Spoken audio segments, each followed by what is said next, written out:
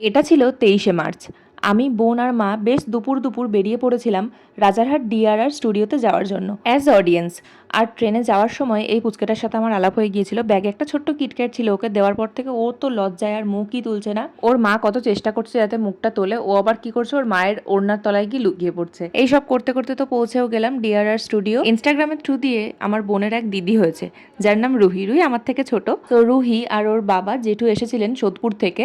আমরা বিধাননগরে নেমে একসাথেই গিয়েছিলাম। বোন আর রুহি দুজনেই কিন্তু স্টেজে ওঠার অপরচুনিটি পেয়েছিল। আর বোনের ফেভারিট কন্টেস্টেন্ট যেহেতু আয়ুষ, আয়ুষের সাথে ছবি তুলতে পেরেছিল, আবির চ্যাটার্জির সাথেও ছবি তুলতে পেরেছিল। And here are all the জাজেস। আর তারপরে আমরা চলে যাই দমদমে পুনম দিয়া জামাইবাবুর ফ্ল্যাটে। তো ওখানে আমরা নাইট স্টেটা করেছিলাম, কারণ অনেকটা রাত হয়ে গিয়েছিল। তখনই প্রায় 11:15 বাজে। আর রানাঘাট ফিরতে হলে আমরা হয়তো ট্রেন জার্নিটা করে ফেলতাম, তারপরে বাড়ি পর্যন্ত আসবো কিসে সেইটা নিয়ে একটু প্রবলেম হতো।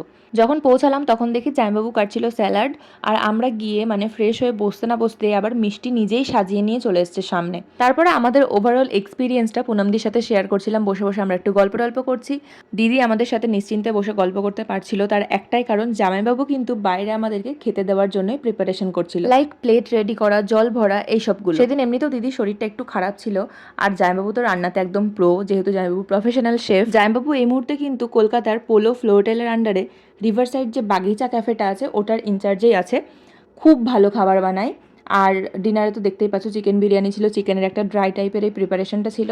আবার দুপুরের ডিমের ঝোলটা আবার মানিক ছিল। যেহেতু খুব টায়ার্ড ছিলাম আমরা, আর টেস্টি টেস্টি খাবারগুলো পেটে পড়ার পরেই কিন্তু খুব ঘুম চলে এসেছিল। নতুন জায়গাতে ঘুমালাম মনেই হলো না, মানে এত টায়ার্ড হয়ে গিয়েছিলাম। স্টুডিওতে যেহেতু প্রচুর সেন্ট্রাল এসি থাকে, সেটা না ডিরেক্ট মাথায় হিট করছিল, মানে প্রচণ্ড মাথা যন্ত্রণা করছিল আমাদের তিনজনেরই। ওটাতেই যেন আমরা পুরো টায়ার্ড হয়ে গেছিলাম। পরের দিন সকাল 8:30টার দিকে তো আমরা ওখান থেকে বেরিয়ে পড়ছিলাম, আর চা আর বিস্কিটই খেয়েছি। জামাইবাবু অনেকবার বলেছিল যে ব্রেকফাস্ট বানাই তোমাদের জন্য, আমরাই না করলাম। আর খেতে ইচ্ছা করছিল না, একটা অস্বস্তি লাগছিল শরীরের মধ্যে। যাই হোক, তারপর সবাই মিলে চলে আসছিলাম বাড়ি। আর পুনম দিও আমাদের সাথে রানাঘাট আসছিল। আর দমদম স্টেশনে এতগুলো পায়রা সকাল সকাল একসাথে দেখে তো খুব ভালো লাগছিল।